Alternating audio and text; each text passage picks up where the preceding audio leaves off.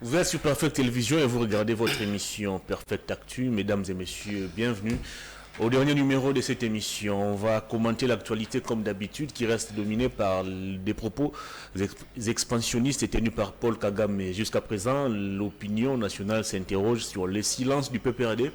Pourquoi cette formation politique n'a pas réagi face à ces provocations, cette énième provocation d'ailleurs?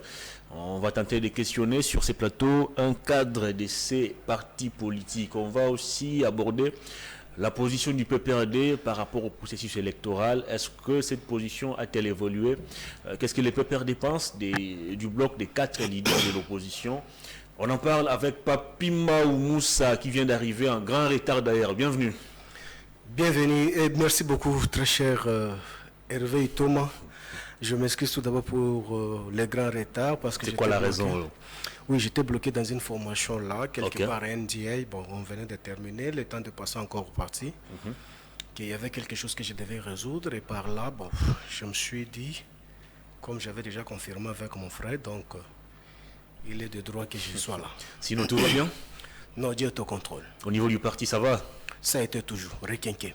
Vous restez silencieux face à cette énième provocation de Paul Kagame et ça inquiète au niveau de l'opinion. On se demande pourquoi le PPRD ne réagit pas alors que pratiquement toutes les formations politiques ont donné de la voix par rapport à ces propos expansionnistes et provocateurs même de Paul Kagame.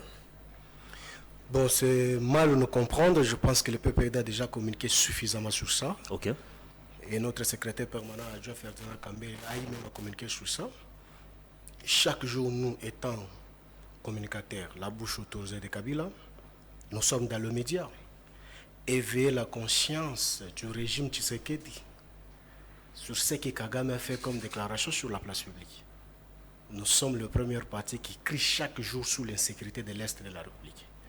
Et aujourd'hui, on ne peut jamais précipiter mettre Charlie devant le bœuf, que les gouvernements tout d'abord ne s'est pas encore prononcé. Vous voulez que les PPRD... Le porte-parole du gouvernement s'est prononcé. En tweet. Il avait tenu une conférence de presse à Goma. Qui? Le porte-parole du gouvernement. Il était à Goma quand Kagame avait tenu ses propos. Est-ce que vous êtes dans la rue, vous avez compris que non, il a communiqué sur ça? Mais il a tenu une conférence de presse à Goma. Écoutez, soyons quand même sérieux. C'est au cours de cette conférence qu'il a réagi, en faisant savoir que c'est Paul Kagame l'initiateur du M23, de tous ces mouvements rebelles. Non, écoutez, on doit quand même être sérieux. Ce dernier a communiqué par le voie des tweets que tout le monde nous avons lu. Est-ce qu'un officiel peut communiquer par le voie des tweets? Mais vous voulez que le PPRD remplace les gouvernements pour communiquer par rapport à quoi? Lorsqu'on communique chaque jour aussi, on vous dit comment est-ce que ça se passe à l'Est de la République, vous ne tirez pas attention. Vous voulez qu'on fasse quoi? Le PPRD n'a pas l'instruction à donner au chef d'état-major, encore moins sur d'autres services pour qu'il y ait rapidité de certaines choses. Mais les détenteurs de pouvoir, qu'est-ce qu'ils en ont fait? Mais aujourd'hui, ce chaos-là, oui, ça nous intéresse parce qu'il s'agit de la nation. Raison pour laquelle on y communique chaque jour sur les cas et sur la situation sécuritaire. Mais cela ne veut pas dire que non, on doit prendre un communiqué officiel, on peut alerter où même l'IDPS qui est le parti au pouvoir est dans l'incapacité de le faire. Avant de condamner tout d'abord PPRD, les partis présidentiels qui nous gèrent aujourd'hui, est-ce que tu as même une copie de leur communiqué dans le média? Non, il ne faut pas nous chercher dans ces terrains-là. Mais le PPRD pouvait aussi prêcher par l'exemple. Je me suis énuméré ici énormément. Comment est-ce qu'on communique avant même Kagame puisse se prononcer, nous, PPRD. Okay. On communique chaque jour. Et juste après la communication de Paul Kagame, le secrétaire permanent adjoint, que je cite CEO Ferdinand Kambere, a communiqué sur ça.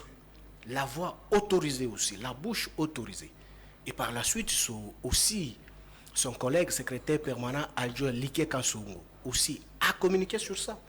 Vous voulez seulement voir Kabila communiquer ou secrétaire permanent Ramazani Chadari communiquer sur ça pour parler? Quand le secrétaire permanent Ramazani Chadari, il a accordé l'interview à une radio de la place à Lubumbashi, il a évoqué sur ça, vous n'avez pas suivi? Vous voulez qu'on communique comment? Qu'on signe un document qu'on doit aller déposer à la présidence? Non, si les gens n'arrivent pas à comprendre comment est-ce qu'on communique, c'est décevant. Et je pense que ceux qui ne comprennent pas notre communication peuvent être que le membre de l'Union sacrée ou soit des leaders. Très bien. Au-delà de vos opinions personnelles par rapport à ce qui a été dit par Paul Kagame, quelle est aujourd'hui la lecture du PPRD et du FCC comme famille politique vis-à-vis de l'insécurité ou de l'agression rwandaise contre la RDC? Non, nous étant patriotes, tout en étant les nationalistes, que nous avons payé le prix de la jeunesse pour unir ces pays ici, pour léguer à M. Tshisekedi 145 territoires qui aujourd'hui, l'on se pose la question, est-ce que la République démocratique du Congo contient encore 145 territoires? Est-ce que la République démocratique du Congo contient encore des mêmes kilomètres, 2345 km que nous avons légué à M. Tshisekedi? Point d'interrogation. Mais étant notre champ de bataille, les patriotes que nous avons façonnés, nous avons donné les vrais sens étatiques à non-État, à un État que nous avons légué à M. Tshisekedi. Nous avons l'intérêt de veiller sur tout acte posé dans cet État que nous avons légué à M. Tshisekedi. Voilà la raison pour laquelle, à tout moment, nous avons toujours le temps de crier si haut. Ça ne marche pas à l'est de la République. Ça ne marche pas à l'est de la République. À Lubumbashi, ça ne marche pas. Vers Bandundu, ça ne marche pas. On crie même sur le plateau. Ici à Kinshasa avec le phénomène Koulouna. Oui, sur le plateau ici, combien de fois, reviens te faire tout d'abord l'idée rétrospective de toutes les émissions qu'on a eu à réaliser avec toi ici. Combien de fois j'ai crié sur l'insécurité qui gangrène notre pays. Est-ce que quand on crie, parce que c'est que moi j'ai appris que dans chaque critique, il y a une dose de propositions. Lorsqu'on vient ici, on ne vient pas biser la galerie ici. On ne vient pas blaguer ici. J'abandonne mes préoccupations que je suis en train de faire pour venir communiquer. Mais lorsque je viens communiquer, c'est par la passion de ma patrie. Je voulais que ceux qui nous gèrent, qui puissent comprendre. Parce que là où moi je vis, aujourd'hui, je pense que citoyen Bosso n'y vit pas. M. Chilombo n'y vit pas. M. Bahati n'y vit pas. Mais ce qui est important, c'est quoi? Comme tous nous sommes liés à un dénominateur commun, c'est la République démocratique du Congo. Voilà notre part. Nous sommes en train de critiquer pour une proposition indirecte. C'est à eux de se poser 1000 questions. Pourquoi on nous critique sur la question? Ici, nous sommes en train d'écrire chaque jour. Nous sommes en train d'écrire chaque jour. Ici, on parlait quel est l'apport que l'EAC a apporté à la République démocratique du Congo. C'est ici, nous sommes les premières parties d'écrire que M. Tshisekedi, là où vous êtes allés adhérer, nous allons en payer les prix. C'est nous, les PPRD, je m'assieds et je le dis si haut, nous sommes le première partie d'écrire si haut que M. Tshisekedi, vous avez faussé. Il faut se retirer tout de suite là dans cette histoire de l'Union de l'EAC. De l'EAC, l'Africa Community, ça ne nous intéresse pas. Et ça ne nous profite pas. C'est jusqu'à ce jour. Sur le plateau ici, cher Hervé, je te parlais sur l'avancement des mouvements terroristes, le mouvement de M23 et autres à l'Est. Chaque fois, on analysait avec vous ici. Est-ce que le gouvernement ne tenait pas compte? Ils étaient dans la jouissance. Nous sommes au moins 7e feuille de route qui n'est pas exécutée. Qui signe? C'est le PPRD. C'est Kabila qui signe tous ces documents-là. Mais l'on se pose la question. Lorsque vous signez première feuille de route, ça ne tient pas. Pourquoi y revenir de la même méthode? Deuxième, troisième, quatrième, cinquième, sixième, mais non, on réfléchit où? Mais l'M23 qui fait le succès aujourd'hui pour nous occuper le territoire congolais a été défait en 2023 en 2013 par Kabila. Pourquoi est-ce que l'M23 revient encore à la surface avec une force incontestable qui est la République démocratique du Congo et dans l'incapacité de mettre hors de nuit ce mouvement? Et tu as suivi la déclaration faite sur la place publique par le porte-parole du M23, nous renseigne que non, le régime Tshisekedi les a logés pendant 14 mois, ici en République démocratique du Congo, sous les infrastructures incontestables, que toi-même, même patriote, journaliste d'investigation, que tu n'es pas bénéficiaire. Leur mobilité assurée par le régime, c'était pour quel but? Il nous a expliqué comment est-ce que tous nous avons vu comment est-ce qu'on a vidé l'état-major général pour les amener sous les bois au camp Kokolo et les autres les amener dans un endroit où même vous le savez. Mais Et l'administration séparée, or c'était pour but d'installer les M23 là-haut, selon la déclaration des M23 nous éclairer, et les amener même au Congo central. Mais aujourd'hui, où en sommes-nous avec tout ça? Je ne cesse pas de te répéter. Sur les plateaux là où tu étais auparavant avant d'être ici, sur la chaîne de Christa Bouchembe, Mbata nous dit sur la place publique que tout le monde a suivi, que ces gens-là ne sont pas sérieux. On croyait que c'était des partenaires fiables et honnêtes et sérieux. Ils sont moins sérieux par rapport à quoi et après avoir posé quel acte qu'on n'a jamais expliqué aux Congolais. Est-ce que c'est Kabila qui avait amené ces aventuriers, soit les immoraux, pour cracher sur la République démocratique du Congo et puis on se rendant compte que non, ils n'étaient pas sérieux. Quand même réfléchissons. Qui a mené l'M23 à la surface? Donc nous l'avons compris tous que non, c'était l'IDPS qui était en contact permanent avec l'M23 pour déstabiliser Kabila. Parce qu'après la déclaration... Pour déstabiliser Kabila? Mais oui. Kabila représentait quel danger pour qu'il soit déstabilisé? Mais voilà, c'est toi qui me poses cette question. Tu as suivi la déclaration de Ngoma qui n'a jamais été contredit officiellement à la République démocratique du Congo, encore moins par l'IDPS qui fait l'objet de cette accusation. Ngoma nous renseigne que non, c'est un militant de l'IDPS. Il a brandi même les preuves en disant que non, mais parmi même les CGA, il y a encore l'un de leurs. Il nous dit, depuis que Kabila était au pouvoir, et il y travaillait avec l'IDPS pour déstabiliser Kabila, au cas où Kabila pouvait faire le 3e mandat, on devait embraser le pays. Mais il y travaillait sur ça. Il travaillait pour déstabiliser la République démocratique du Congo. C'est une déclaration faite sur la place publique par M23 qui n'a jamais été contredite par le régime, encore moins par le parti présidentiel, outre que IDPS que Ngoma a montré noir sur blanc que non, il est membre avec des photos avec leur mentor. Mais quand on travaillait pour déstabiliser Kabila à l'époque, est-ce que Kabila, lui, c'est lui le Congo? Kabila c'était un acteur comme un homme, parce que la loi dit les hommes passent, les institutions restent. Mais l'IDPS, selon la déclaration d'Ngoma, avait signé pour déstabiliser Kabila. Et vous croyez qu'aujourd'hui, pour déstabiliser Kabila, tel que prévu par l'IDPS hier, ça ne pouvait pas endommager la population? Et c'est comme aujourd'hui, nous, PPRD, on se met sur la place publique pour négocier avec un mouvement terroriste et pour déstabiliser M. Tshisekedi. Est-ce que vous croyez que ce n'est que M. Tshisekedi qui va en payer le prix? Ce n'est qu'un individu. Mais le bénéficiaire de ces mandats-là seront où? Donc je pense que c'est quelque chose, tout d'abord, la population doit comprendre. Très bien. Mais aujourd'hui, leurs partenaires fiables les a poignardés sous le dos en déclarant que non, bateau, balib, na boinga, bakoko samingi. Ils ne sont pas respectueux des textes. Tout ce que nous sommes convenus avec eux, ils n'ont pas respecté, comme ils n'ont pas respecté les accords du FCCH. C'est de même, ils sont amenés cet esprit. Et le FCC faisait ombrage au président de la République. Maintenant, l'M23 aussi faisait... Tous ces projets étaient bloqués et le président n'avait pas de majorité. Mais aujourd'hui, c'était une question de chantage pour votre famille politique à l'époque. Aujourd'hui, M. Tshisekedi a la majorité. Dites-moi, les Congolais bénéficient quoi de la majorité? Des budgets de fiction qu'on nous a menti? C'est ce que la population bénéficie? Non, écoutez, soyons quand même sérieux. Connaissez un peu de valeur.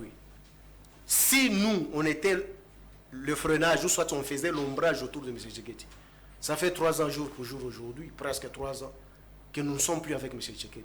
Est-ce que tu peux nous donner les signaux, même les indicateurs réalisés sur le terrain que non, aujourd'hui, l'FCC ne fait plus l'ombrage, c'est nous-mêmes qui en décident. Qu'est-ce qu'ils ont réalisé? Par contre, à l'époque de l'ombrage, il y avait des avancées significatives qu'aujourd'hui... Quoi par exemple? Mais même tous ceux qui chantent comme gratuité de l'enseignement, c'est venu d'où? Aujourd'hui, on parle Kin Zero Trou, on parle de l'état des sièges, on parle de la maximisation des recettes à travers les régies financières. Ça prouve à suffisance que l'FCC est constitué un blocage pour mais c'est ce que je dis, les pouvoirs en place. C'est ce que je dis, c'est ce qu'on appelle le maraboutage politique et la sorcellerie politique. Mais si vous nous parlez des assignations débordées par les entités publiques de l'État, comme les entreprises, c'est que nous avons tous calculé que non, au moins par an, on pouvait avoir 700 millions ou 500 millions. Et 500 millions, c'est ce qu'on nous a dit selon les régimes. On peut maximiser, même aller pour 700 millions. Donc cela veut dire que c'est pour une année. Mais aujourd'hui, nous sommes depuis janvier 2023. Donc, M. Hervé et Thomas, Lorsqu'on calcule 5 millions et 500 millions, on maximise, on déborde même, on dit que notre taux c'est même 200 millions. On totalise 700 millions. Et 700 millions, on a multiplié par 12. Ça nous donne combien? Mais d'où on a tiré les chiffres de 16 milliards? C'est irréfléchi. Mais au moins avec le budget faible de 5 milliards que Kabila avait laissé à M. Tshisekedi, au moins commençant par les infrastructures de base, même la compétition de football pouvait commencer et terminer. On connaissait qui était champion de la République démocratique du Congo. Mais aujourd'hui, avec le budget de 16 milliards, les équipes locaux, dans l'incapacité même de se déplacer pour aller même à Nyoki. Ça fait 2 saisons.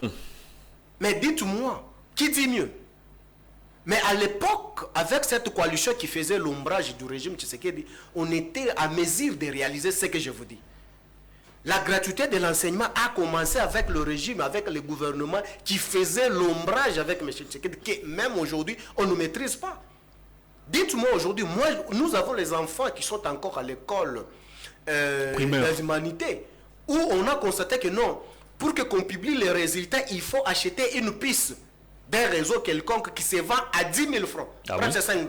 Ah bon? Mais calculer maintenant le nombre de tous les élèves de la République démocratique du Congo. C'est Kabila qui a instauré ça. Qui gère ces fonds? Mais il faut poser la question à ceux qui nous gèrent dans ce secteur-là. Mais qu'est-ce qui avance quand tu ne mets pas des zéro trous? Mais je te renvoie tout de suite avec les zéro trous. Va tout d'abord dans la voie qui mène vers l'entrée de la maison de M. Tshilombo. Va voir tout d'abord l'état de la route et la salubrité. Si pour aller auprès à la maison du chef de l'État, là où il reçoit même ses collègues présidents de la République, saleté incontestable. Mais quand est-ce que vous pouvez parler d'Ngiringiri et Maluku? Quand pour aller chez Tshisekedi, des caniveaux bouchés, on jette les ordures même des caniveaux partout là où c'est sale. Il n'y a pas même l'éclairage public. Mais qu'en est-il, on peut parler maintenant d'Ngiringiri et de Bumbu? Si auprès des chefs de l'État, on trouve cela, et on ne balaye pas même chaque jour, quand est-ce qu'on peut envoyer les gens pour aller balayer aux victoires? On communique quoi? Je dis, aujourd'hui, nous sommes très déçus d'avoir un régime finissant qui gère le président sortant que, outre que M. Tshilombo, que nous vendre le vent de fiction que la République démocratique du Congo a 16 milliards comme budget que vous êtes en train de dire. Et par contradiction, avec une fourberie, en train de fourber d'une manière odieuse le régime Tshisekedi.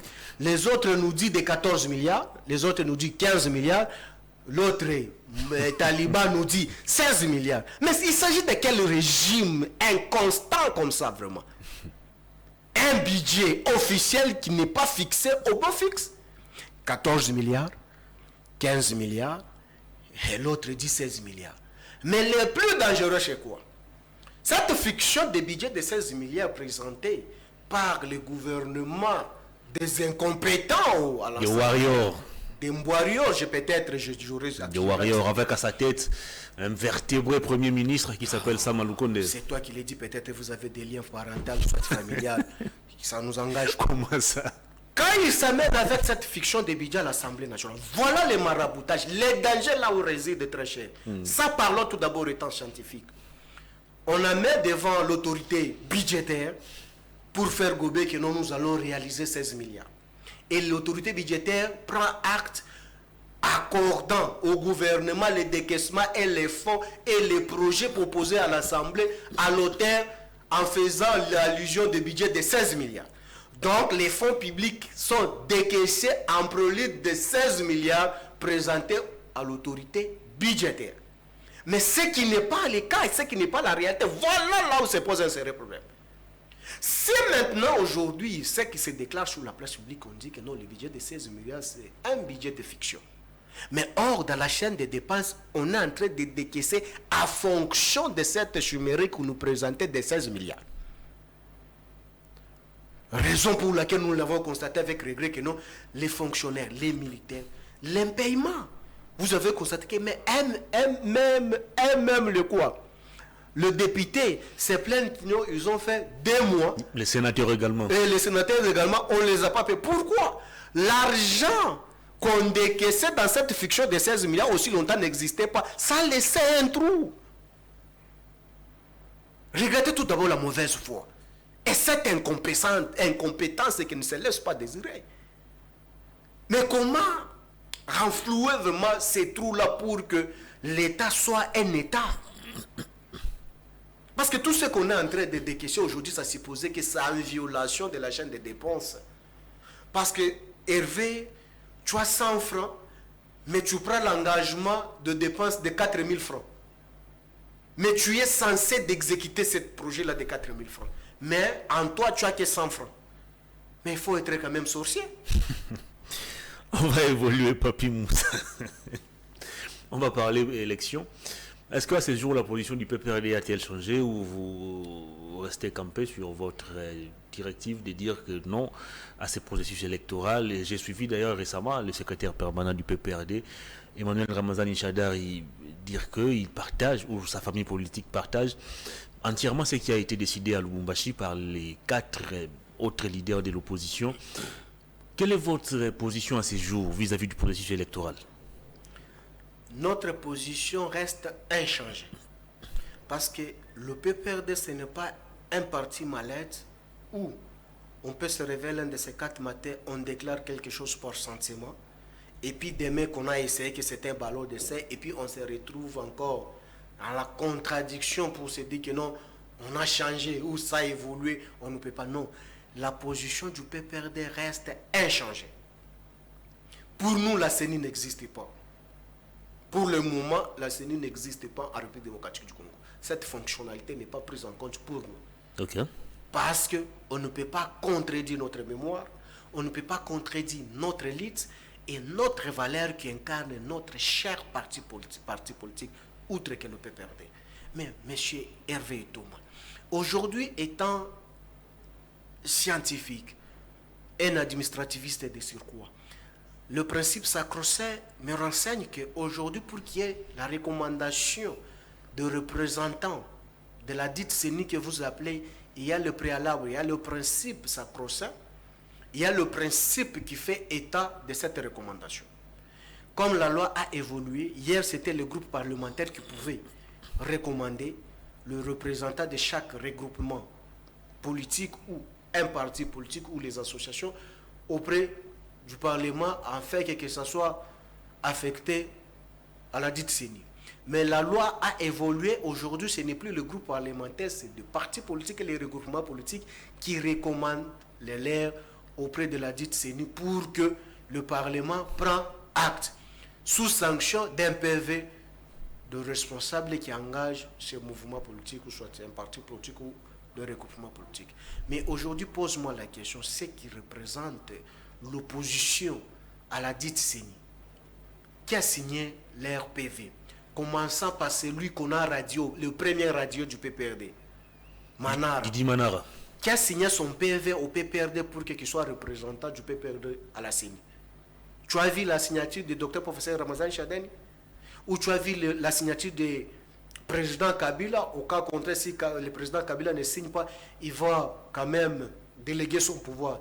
Tu as vu la signature de qui? Ou avec les cachets du PPRD signant un document avec le PV, avec une lettre de transmission pour recommander les noms de ces derniers. Roubota de même au niveau du FCC qui a signé, et c'est lui de la Mouka. Tu as vu les documents signés par le représentant de la Mouka, approuvés avec une lettre de transmission pour proposer les noms de ces derniers. Une violation des textes. Et quand vous arrivez sur l'article, la loi organique qui organise le fonctionnement et l'attribution de la dite, c'est l'imposteur que vous appelez CENI, dit que non, une province ne peut jamais faire l'objet de représentativité de 2 ou 3 personnes dans la dite composition de la CENI.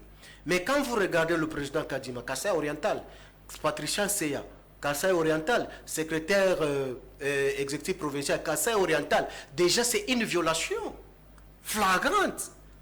Mais vous voulez que nous, qu'on puisse accompagner cet imposteur que vous appelez CENI pour aller élire qui?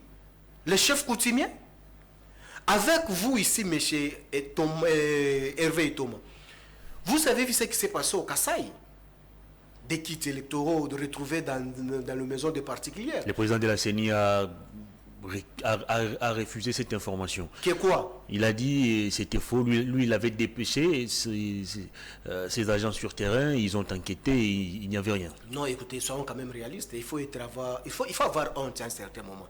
Moi, j'aurais souhaité qu'il devait nous prouver, contrairement avec les images, même des gens qui ont connu un accident, qui ont trouvé même la mort avec des machines dans leur véhicule. Ça s'est passé même à Kasumbalé, ça. Non, il a dit que ses agents sont allés même jusqu'au fin fond des villages. Mais expliquez-nous maintenant. Ça s'explique comment que la machine que lui-même a achetée, même marque, avec des cartes de lecteurs vierges qu'on nous a présentées, des bottes. D'où viennent ces cartes? Avec de mêmes machines où il n'y a pas la différence. D'où viennent ces machines? Et qui était porteur de ces machines-là? Le nom est bel et bien connu. Et les gens qui ont connu accident, on les a retrouvés, on a retracé. Ils étaient qui ici à la République démocratique du Congo? Et à l'Assemblée, le représentaient quoi? Vous avez vu même ce qui s'est passé à Kasumbalé, ça. Accident. Et pouf, on constate que non, les accidentés là, on a trouvé que non, il y avait des bottes, tout un pile, des cartes vierges non remplies et des machines. Mais maintenant, quand les gens sont amusés, non seulement ça, Rond-Point Ngaba, on a arrêté une seule personne tout d'abord avec 400 cartes d'électeurs venant de votre province et venant de la province de Kinkemulumba qu'il pleurait chaque jour dans des médias. Une personne bien identifiée et il travaille avec qui est dans le régime Tshisekedi. Plus de 300 cartes. Mais si une personne peut être en possession de 300 cartes, Hervé, tu te rends compte? Il s'est fait enrôler combien de fois et où? Pourquoi est-ce que la machine n'a pas détecté cette violation? Tu as vu ce qui s'est passé au Kasaï où on fait enrôler les mineurs de moins de 10 ans. Vous avez les images qui circulent dans les réseaux sociaux dans la tour. Est-ce que Kadima lui-même a reconnu? Il dit que non, nous allons élaguer. Mais quand on a enrôlé là, le service d'intelligence et le service de Kadima affectés là-bas n'étaient pas au courant que non, on a enrôlé des petits enfants. Parce que nous, quand nous avions organisé les élections par le passé, ça se passe comment? C'est tout un réseau. Dans un bureau, au centre, une fois, vous vous enrôlez, les données, ça se déverse automatiquement au bureau central. Au bureau central, là, on fait la compilation pour les amener au centre de compilation. Donc, les identités est bel et bien identifié et détecter toutes les bavures constatées sur le territoire. Mais l'on se pose la question, comment se fait-il qu'on pouvait enrôler les mineurs au Kasaï aussi longtemps que CENI n'est pas informé techniquement ou numériquement? Ça pose un sérieux problème. Maintenant, avec toutes les violations là, vous nous invitez, nous, PPRD, qui a géré tous les incompétents là, d'aller accompagner cette dite imposteur pour quel fait et pour quel résultat? Non, cher Hervé. Mais qu'est-ce qui va arriver si le pouvoir en place ne recule pas et ne prend pas en compte toutes vos revendications telles qu'évoquées par les secrétaires permanents de votre parti politique, mais aussi les leaders de l'opposition qui se sont réunis à Lubumbashi récemment? Qu'est-ce qui va arriver en 2023 si rien n'est fait? Hervé, nous ne sommes pas dans la jungle, nous sommes dans un État. Qui dit un État? C'est l'organisation du pouvoir étatique. L'organisation du pouvoir étatique est soutenue par quoi? Par les règles fondamentaux. Les règles fondamentaux, c'est quoi? C'est la Constitution. La Constitution définit les modalités des contraintes. Tout celui qui doit être en violation des textes établis de la République. Je pense qu'on va se baser sur ça. Ah bon? Oui. Vous avez les atouts nécessaires pour faire plier ces régimes? Je pense que les atouts nécessaires, tout d'abord, c'est régime scientifiquement et politiquement. Ok. En face de nous, tout d'abord, notre adversaire, on connaît quoi ce qu'il représente. Ce qui n'est pas le cas avec eux, et ils ne maîtrisent pas les modes opératoires politiques et scientifiques du PPRD. C'est ce même adversaire qui a battu votre candidat en 2018. Qui? Ah, mais c'est Félix Tshisekedi, non? Je pense que c'est lui qui a battu Ramazani Shadari en 2018. Il a battu Eshadari et Fayoulou. Je pense que cette question ne peut plus revenir tant que Nanga s'est déjà prononcé sur ça. Je ne peux plus revenir. Nanga s'est déjà prononcé sur ça. Allez poser la question à Madame F. Bazaïba. Madame F. Bazaïba, secrétaire générale du MLC, et ces vidéos continuent encore à circuler dans la toile, mais c'est Tshisekedi à 15%. Ça, c'est Madame Eve Bazaïba. La CENI nous a dit autre chose, avec ces mêmes Corneille Nanga. Moi, je sais que moi, je te dis, Nanga s'est déjà prononcé. Madame Eve Bazaïba, aujourd'hui, à l'environnement, va lui poser la question, te dira combien de pourcents M. Tshisekedi avait obtenu. Et il va poser aussi la question à Augustin Kabouya. Te dira, Kabila, c'est un homme sérieux. À Tali gauche-droite, il avait fait quoi? Ses propos ont été dénaturés. Il l'a dit. Je pense que pour dénaturer certains propos, il faut que ce soit des propos hautement intelligents qu'on ne peut pas comprendre. C'est profond. Oui. Alors, pendant ces temps, l'Union Sacrée s'organise déjà. Vous avez vu Félix Tshisekedi qui a organisé sa plateforme électorale avec 6 présidents. Le 29 avril, c'est la date prévue pour annoncer ou présenter de manière officielle la plateforme électorale Union Sacrée. On annonce un monde fou au stade des Martyrs, c'est même 29 avril. Est-ce que vous n'êtes pas en retard ou en perte de vitesse, vous, PPRD, et l'opposition d'une manière générale? Je pense que tout d'abord, c'est une fiction, une fois de plus encore. Ah bon? La des gens qui s'organisent, et vous les avez vus. Quelle organisation? Qu'est-ce que tu attends parler de des leaders sérieux? Tu sais que je te pose la question, qu'est-ce que vous attendez parler de l'organisation? On peut organiser pour aller boire. Ah bon? On peut s'organiser pour la jouissance. On peut s'organiser peut-être pour autre chose. Là, il y a les gens qui s'organisent même pour partous. Ok. Il faut comprendre. Mais il s'agit de quelle organisation? Là, ils viennent de s'organiser pour gagner les prochaines élections. Les élections ne se gagnent pas dans la salle. La jurisprudence est là. Il n'y a pas si longtemps, même régime a organisé l'activité qu'on nous a chantée dans la même adresse au stade de Martyrs. C'était une activité des églises. Mais soutenue par quoi? Ils ont échoué lamentablement. S'ils sont forts, ils pouvaient vous présenter les images. Pourquoi est-ce que ça n'a pas fait le tour du monde pour présenter ce qu'ils ont réalisé? Nous avons géré pendant quand même 20 ans. On connaît comment... Tu vois, à la différence avec tout le monde là qui venait sous les bois, dans des petits arbres là, dans des bissobés qu'on sort là, venir se retrouver dans des bureaux climatisés, apprendre comment vivre dans le fraîcheur. Ce n'est pas le cas avec nous. Donc, nous, quand déjà une personne commence à réfléchir, projeter quelque chose, on comprend là où il va en finir. Parce que nous l'avions tous géré. Et nous en avons cette expérience et l'expertise de 18 ans.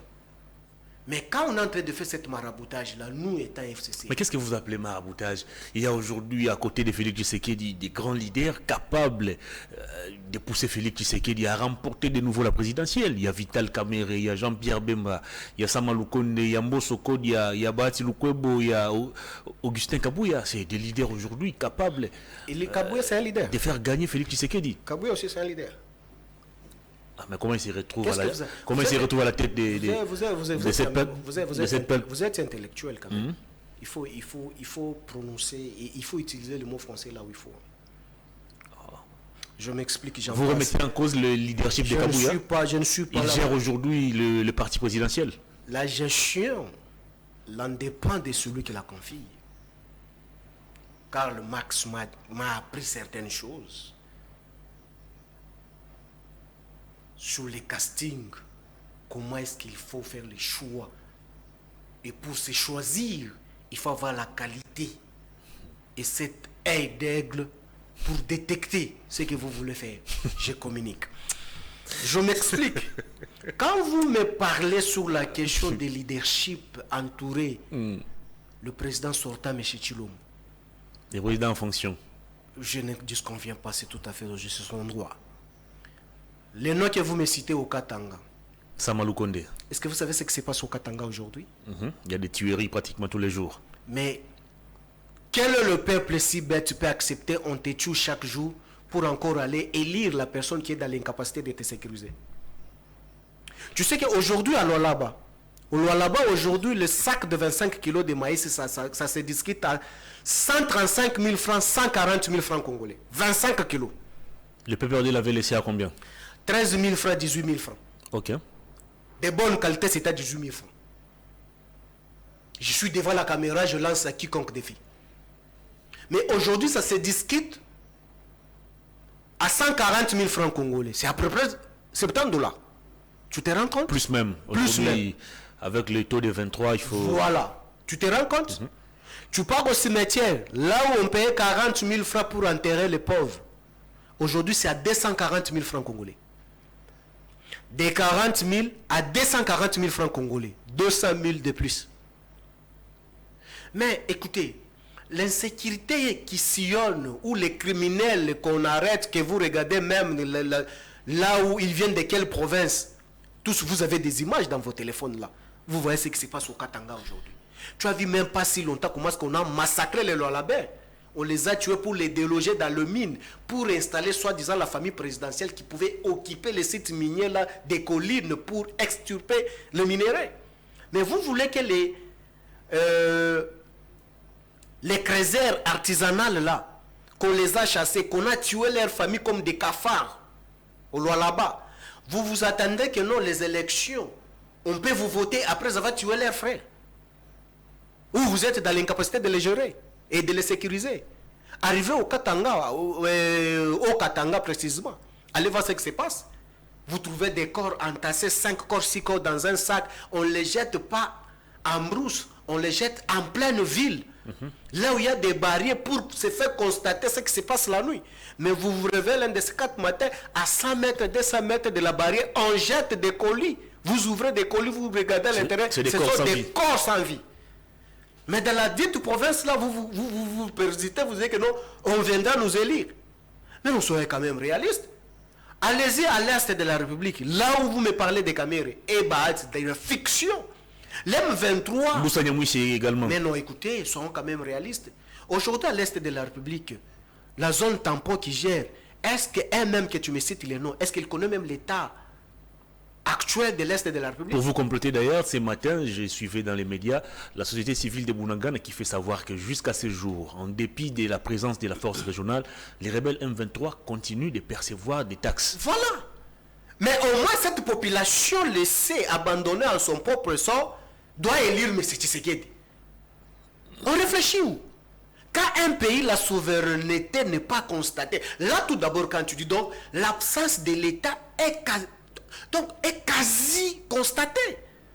Est-ce que la souveraineté de l'État, on peut parler aujourd'hui de la souveraineté de l'État à Bunagana, à Rutshuru, Kishiche?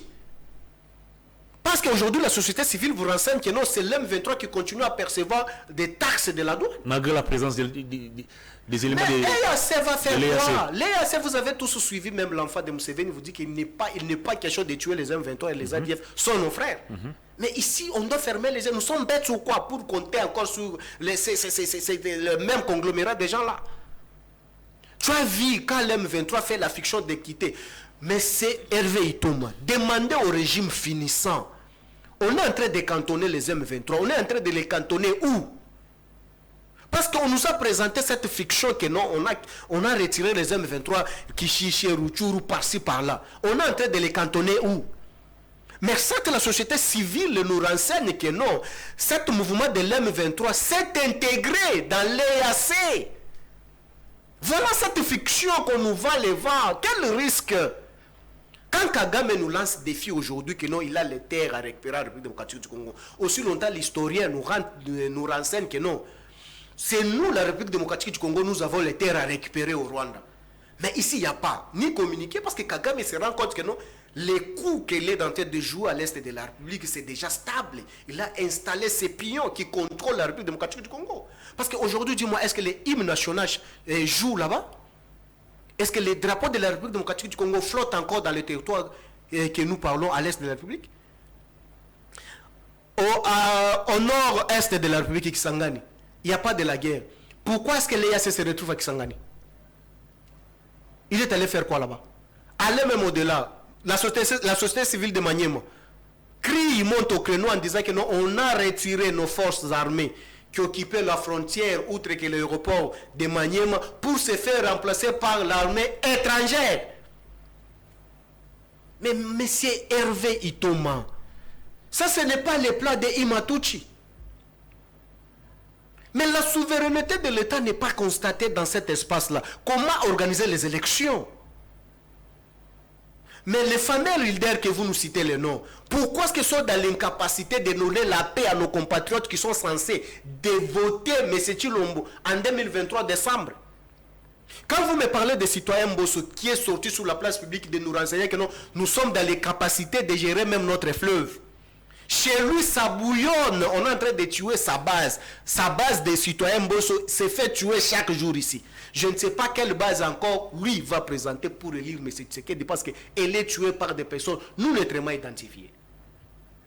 Bandundu est en insécurité totale aujourd'hui. Et nous ne sommes pas en mesure de sécuriser même le fleuve Congo. Mais quelle est la population de Bandundu encore qui va voter M. Tshisekedi tant qu'on n'a pas encore donné la paix? Allez à l'Équateur. Il y a la lettre qui circulait. Rapidement. Où les services d'intelligence, les REDOC nous avaient écrit, la lettre a circulé dans la toile que non. L'encerclement de l'Équateur, où vous avez constaté même les drapeaux étrangers a été implanté dans un secteur de l'Équateur que vous avez dans une localité de l'Équateur.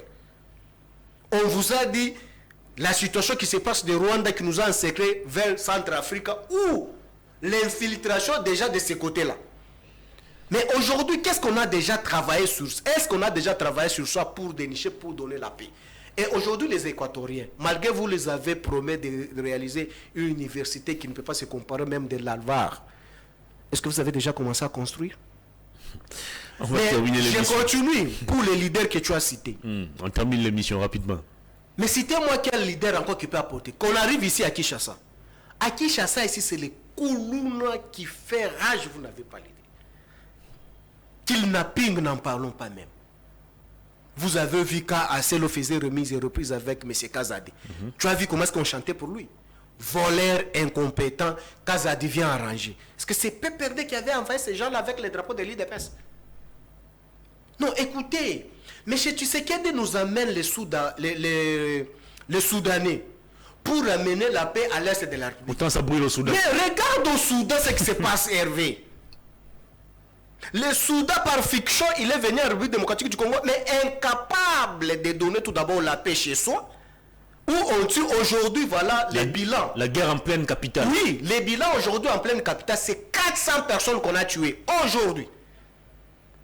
Mais au moins que M. Tshisekedi peut s'accepter que non, Azui Bango a Bango pour couper ça péché. Mais messieurs, nous sommes où? Voilà maintenant pourquoi est-ce que moi, Mbao, je suis fier d'être kabiliste et je le déclare avec fierté sur la place publique d'être kabiliste et je reste parce que Kabila, moins âgé que M. Tshisekedi, a laissé le pouvoir calmement. Voilà ce qui se passe au Soudan. Pourquoi? Parce qu'il y a une contradiction entre les titulaires, les titulaires et le vice. Comme ça s'est passé comme les problèmes du FCC cash, maintenant il y a une dislocation, on doit s'éprouver. Maintenant, c'est la population qui en paie les prix. Voilà ce qui se passe. Mais voilà la maturité de Kabila. Malgré les humiliations par les civils que nous avons légué le pouvoir. Mais Kabila a replié. Il a dit que non, je veux la paix. Je ne veux pas le sang des Congolais. Il a laissé. Kabila pouvait dire que non, il impose Chadari. Parce que Chadari avait eu les pourcentages trop élevés que c'est lui qui nous gère. C'est l'OF Bazaïba. Ce n'est pas Bazaïba qui a organisé. Mais ce sont des déclarations faites pour qu'elle puisse. Mais il faut aller maintenant l'interviewer. Il avait tourné cette information parce qu'il était secrétaire général. Il n'était pas la moindre. On termine l'émission. Non, c'est une information très intéressante. C'est très important ce que je voulais communiquer. Mais au moins que Kabila a accepté de laisser le pouvoir à un civil de souche. Je laisse au nom de la paix. Je veux que la paix. Au nom de la loi, pas au nom de la paix. Non, la loi, quand il y a pas. Il a été contraint par la loi. Mais là-bas. Et la pression populaire surtout. Mais écoutez, là-bas. On connaît ce qui s'est passé en 2017, 2018. Écoutez, au Soudan, là-bas, il n'y a pas la loi. Quand on a tué plus de 400 personnes, il n'y a pas la loi. Il y a la loi, mais il y a peut-être pas une population aguerrie comme celle de la attention. Quand il n'y a pas la paix, tu vas appliquer la loi là comment? Dites-moi maintenant, là, en pleine capitale, tu as vu les Sokoya en train de circuler, la capitale en train de bombarder. Maintenant, toi maintenant, juge constitutionnel, sors maintenant sur la place. Au nom de la loi, j'arrête les Sokoya ici. Très bien. C'est pour te dire que non, la paix vaut tout. Okay. Parce qu'on ne peut pas appliquer la loi là où il n'y a pas la paix. Il faut la paix pour que la loi s'applique. Là-bas à Bunagana, on est en train de percevoir les impôts, les taxes. Par des rebelles. Par des rebelles. Pourquoi est-ce que vous n'avez pas appliqué la loi? C'est parce qu'il n'y a pas la paix. La paix prime. C'est pourquoi est-ce que nous disons que non, Kabila, c'est un modèle pour l'Afrique. Kabila a laissé le pouvoir calmement. Kabila a laissé tout au nom de la paix. Kabila n'a pas laissé le pouvoir calmement, cher Papi Mbao. Je confirme et je persiste. Et je mets quiconque défi et de la dernière réunion, parmi les transhumants qui sont tout autour de mes études aujourd'hui, ils le savent, c'est Kabila disait. Je n'ai pas besoin de briguer troisième mandat. Aujourd'hui, je te lance des défis. Je cite même les noms. Pourtant, va consulter les noms. Il a eu 2 ans de plus. Non, écoutez, sous demande du régime ici aujourd'hui, ils étaient encore dans l'opposition. Ah bon? Mais je te lance des défis. Je te renvoie. Va consulter messieurs les Kouloutou Olengankoi. Pose-lui la question de ce que moi je te dis. Kabila le disait quoi? Parce que tous nous étions dans la réunion. Je n'ai pas besoin de faire troisième mandat. Préparez-vous pour me présenter une personne qui va me remplacer. Ah, Moussa, il faut arrêter. Je te ramène, je te donne... Parce que le régime a commencé à tirer la sonnette d'alarme. Non, écoutez... C'est ce qu'il n'y avait pas de fonds pour organiser les élections. Non, je suis trop sérieux, je lance quiconque défi. On ne saura pas développer tout ça. Je te donne une référence vivante qui est là au Lenganko, il va lui consulter, il va t'expliquer. Et c'est pour te dire, selon mes recherches, le régime Tshisekedi nous avait menti en disant que non, quand on avait arrêté Kamere, dit nouveau, ça n'a jamais existé en République démocratique du Congo depuis les Congo et Congo. Mais sous les enquêtes, j'ai eu à lire, je suis tombé sur un livre et le mémoire de le vieux Kengo Ndondo, La passion du Congo. Mais lui, Kengo Ndondo, tout en étant à l'époque procureur général, il a arrêté le premier d'Urkab de M. Mobutu et il a été condamné pour les détournements du fonds. Très bien, on a terminé l'émission Papi Moussa. Et c'est pour dire que non, Kabila, c'est un patriote. Ce qui se passe au Soudan, ça va rappeler plusieurs personnes que non, Kabila, c'est un homme sage. Kabila n'avait pas voulu le sang des Congolais puisse couler. Pourtant, il y a aussi Mukendi qui a fait couler son sang. Non, écoutez. Il y a Thérèse Kapanga là. Ah voilà. Les exemples sont légion. Mais écoutez, je vais te dire maintenant. La fausse commune de Maluku. Non, voilà, fausse commune de Maluku. On a terminé l'émission. Non, toi sous les malheureusement. Voilà les mensonges de l'opposition d'hier aujourd'hui au régime. Aujourd'hui, Kabila n'est plus au pouvoir. Kabila, qui est le régime aujourd'hui, hier dans l'opposition, traité Kabila, c'était un Rwandais. Kabila qui était Rwandais hier. Mais pourquoi est-ce que M. Tshisekedi, qui est le patron de la République, est de l'incapacité de prendre les Rwandais et ramener chez lui? Fausse commune de Maluku. Kabila n'est plus au pouvoir aujourd'hui. Mais allez montrer aux Congolais là où on avait fait les fausses communes. C'est où? Parce que vous nous avez chanté ici que c'était bien sécurisé. Allez montrer, déterrer même les eaux.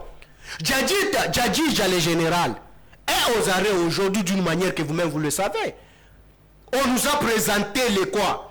Et les squelettes ici que non, c'est ce qu'on a trouvé dans sa parcelle de Mitendi et consort. Mais en vérifiant, ce n'était pas même les squelettes de la République démocratique du Congo. On termine l'émission. Allez au-delà. C'est pour vous dire que non, Kabila c'est un homme à respecter.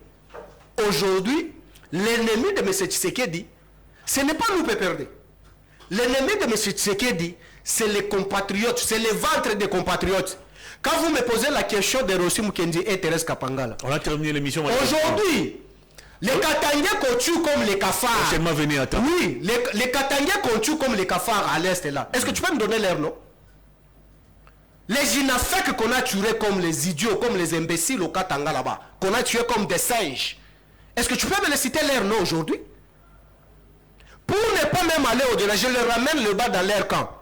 Les 9 combattants qu'on a tués sur Sendo ici à Kinshasa, jour de la proposition loi du président Minakou Sakata.